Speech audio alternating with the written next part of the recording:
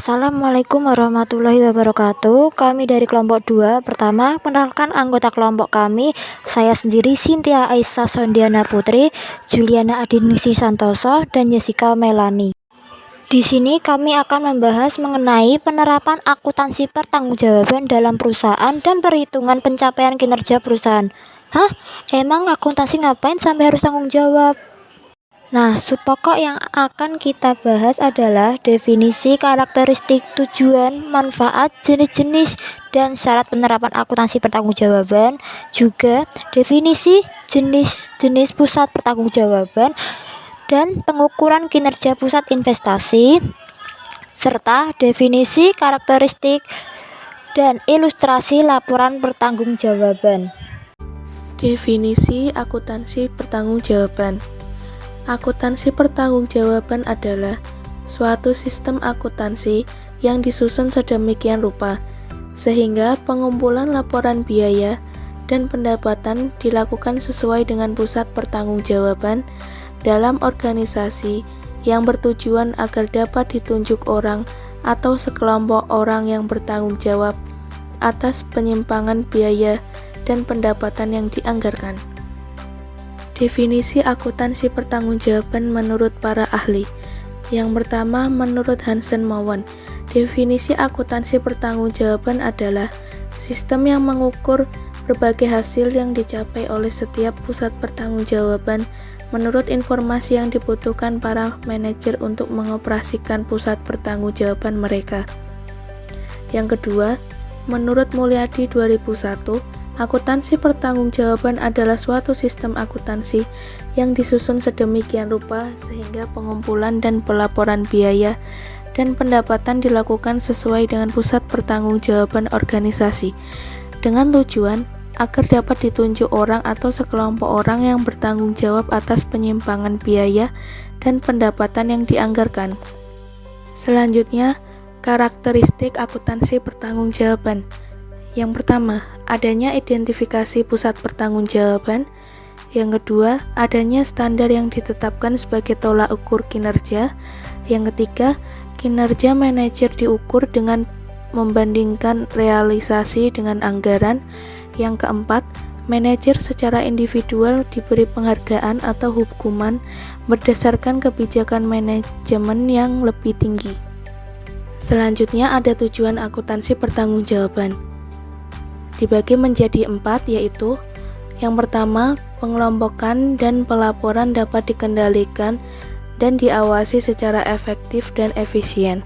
Yang kedua, sebagai pedoman perusahaan dalam rangka pencapaian sasaran perusahaan. Yang ketiga, digunakan sebagai salah satu alat perencanaan untuk mengetahui kriteria penilaian prestasi unit usaha tersebut. Yang keempat, sebagai tolak ukur dalam penilaian kinerja. Manfaat akuntansi pertanggungjawaban. Yang pertama, sebagai alat dalam pengendalian manajemen informasi. Yang kedua, sebagai dasar dalam penyusunan anggaran. Yang ketiga, sebagai alat untuk memotivasi manajer. Dan yang terakhir, sebagai alat penilaian kinerja manajer pusat pertanggungjawaban. Selanjutnya di sini ada jenis-jenis akuntansi pertanggungjawaban yang dibagi menjadi 3, yaitu yang pertama, akuntansi pertanggungjawaban berdasarkan fungsional. Yang kedua, akuntansi pertanggungjawaban berdasarkan aktivitas. Yang ketiga, akuntansi pertanggungjawaban berdasarkan strategi.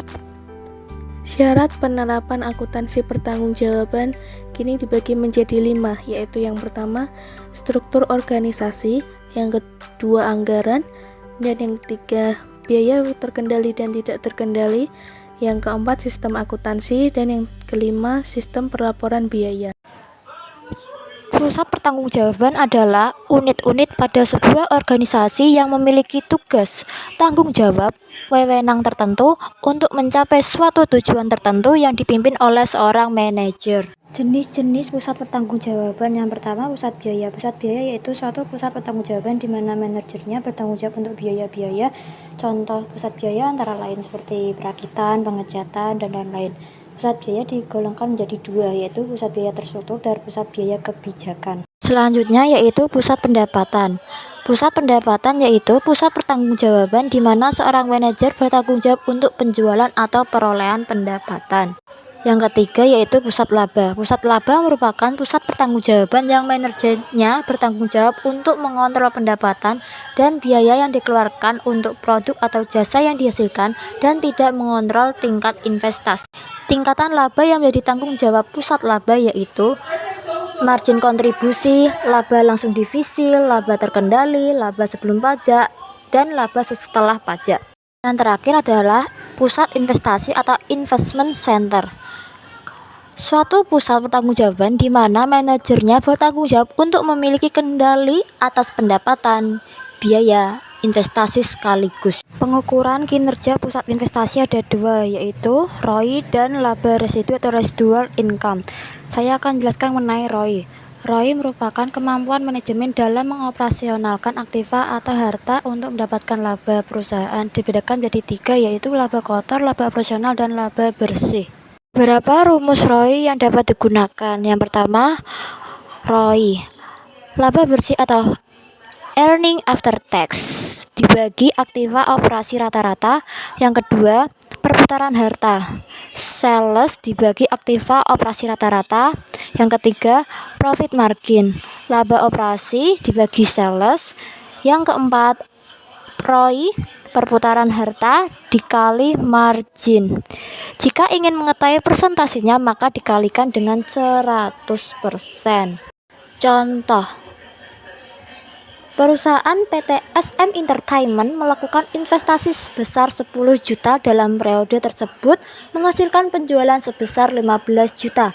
Setelah dihitung, laba yang diperoleh SM Entertainment sebesar 5 juta. Perhitungan ROI adalah berikut. Ini adalah perhitungan ROI. Pertama, menggunakan rumus perputaran harta. Sales dibagi aktiva operasi rata-rata. Salesnya 15 juta dibagi aktiva operasi rata-ratanya yaitu 10 juta. Maka hasilnya mendapatkan 1,5. Yang kedua, menggunakan profit margin. Laba operasi dibagi sales. Laba operasinya sebesar 5 juta, salesnya yaitu sebesar 15 juta. 5 juta dibagi 15 juta, hasilnya 0,33333. Yang ketiga, menggunakan rumus ROI sama dengan perputaran harta dikali profit margin dikali 100%.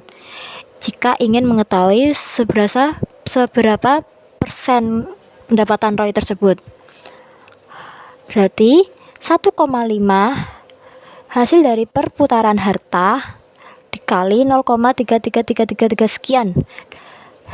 Hasilnya didapatkan dari profit margin dikali 100%, yaitu 0,5 dikali 100% sama dengan 50%. Jadi ROI-nya mendapatkan sebesar 50%. Laba residu adalah kemampuan manajemen menghasilkan laba operasi bersih dikurangi dengan biaya modal yang digunakan untuk menghasilkan laba tersebut. Dalam artian lain, laba residu dapat dinyatakan sebagai suatu pengukuran yang digunakan untuk melihat sejauh mana pencapaian pendapatan bersih melebihi laba yang telah ditargetkan oleh perusahaan.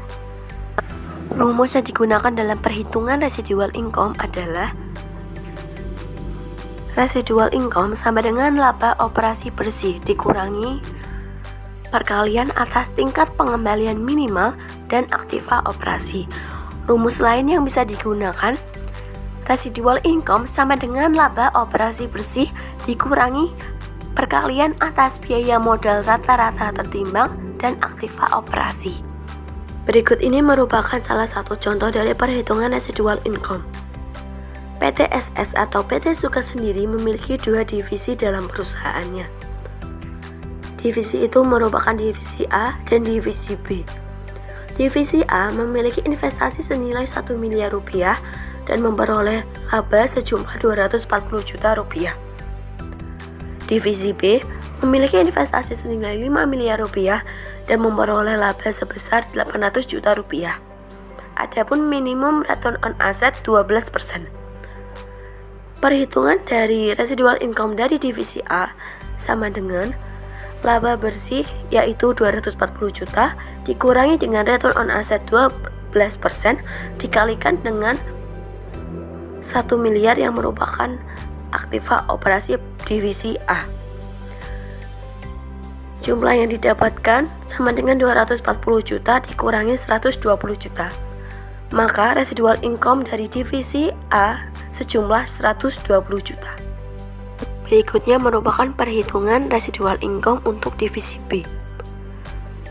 800 juta yang merupakan laba bersih dari divisi B dikurangi dengan 12% dikalikan 5 miliar.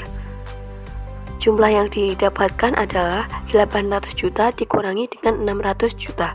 Maka residual income untuk divisi B sejumlah 200 juta. Berdasarkan perhitungan ini, dapat dilihat bahwa ternyata walau secara nominal laba bersih divisi B lebih besar dibandingkan divisi A, nyatanya kinerja divisi A lebih baik. Pasalnya dengan nilai investasi 5 kali lebih besar dibanding divisi A, divisi B ternyata hanya menghasilkan laba 66% lebih banyak. Materi selanjutnya adalah laporan pertanggungjawaban. Laporan pertanggungjawaban adalah laporan akuntabilitas dan laporan pertanggungjawaban yang dibuat secara periodik. Laporan tersebut yang nantinya akan diberikan kepada manajer pusat pertanggungjawaban dan manajer yang ada di atasnya. Laporan pertanggungjawaban memiliki karakteristik sebagai berikut. 1. Laporan harus sesuai dengan struktur organisasi, yang artinya laporan harus ditunjukkan terutama kepada individu yang bertanggung jawab untuk mengendalikan aktivitas yang dicangkup dalam laporan. Yang kedua, laporan harus konsisten, bentuk dan isinya setiap diterbitkan. Perubahan yang ada dalam laporan hanya dilakukan untuk alasan baik dan disertai penjelasan kepada pemakainya. Yang ketiga, laporan harus tepat waktu. Manajer harus tahu kapan laporan akan disusun dan tersedia sehingga mereka dapat merencanakan dan mengendalikan aktivitasnya secara efektif. Yang terakhir, laporan harus mudah dipahami. Penggunaan istilah akuntansi harus dijelaskan atau dimodifikasi agar mudah dipahami oleh pengguna. Ilustrasi laporan pertanggungjawaban. PT Khatulistiwa adalah perusahaan yang bergerak dalam memproduksi alat rumah tangga. Biaya yang diakumulasi berdasarkan pusat pertanggungjawaban dan dilaporkan ketika diperlukan. Beberapa jenis biaya dilaporkan secara harian, sementara beberapa jenis biaya yang lain dilaporkan dalam mingguan dan bulanan. PT Khatulistiwa memiliki 4 tingkat pertanggungjawaban seperti yang disajikan dalam gambar di bawah. Analisis tingkat pertanggungjawaban dalam perusahaan. Tingkat pertama yaitu direktur utama yang merupakan manajer puncak di perusahaan. Direktur utama memiliki sejumlah staf yang membantunya tetapi tidak dimasukkan ke dalam bagan. Tingkatan kedua yaitu tingkatan yang terdapat 3 direktur yang bertanggung jawab terhadap pengelolaan fungsi pemasaran, produksi dan keuangan. Terdapat sejumlah staf yang membantu kerja direktur, tetapi tidak dimasukkan ke dalam bagan. Tingkatan ketiga yaitu perusahaan memiliki 4 buah pabrik, dan masing-masing pabrik dipimpin oleh manajer pabrik, baik itu manajer pabrik A, manajer pabrik B, manajer pabrik C, dan manajer pabrik D. Yang terakhir, tingkatan keempat. Di setiap pabrik terdapat 3 departemen produksi, yaitu pengolahan, perakitan, dan penyelesaian. Setiap masing-masing departemen dipimpin oleh kepala departemen, baik itu kepala departemen pengolahan, kepala departemen perakitan, dan kepala departemen penyelesaian. Selain itu, perusahaan juga memiliki departemen jasa seperti rekayasa dan pembelian. Biaya departemen tersebut dialokasikan ke departemen produksi untuk tujuan perhitungan biaya produk. Sekian pembahasan dari topik akuntansi pertanggungjawaban yang bisa kelompok kami sampaikan. Apabila ada kesalahan maupun kekurangan kami mohon maaf. Semoga apa yang kami sampaikan bisa bermanfaat dan membantu mahasiswa maupun mahasiswi sekalian. Atas pengertian dan waktu yang telah disempatkan kami ucapkan terima kasih. Akhir kata, wassalamualaikum warahmatullahi wabarakatuh.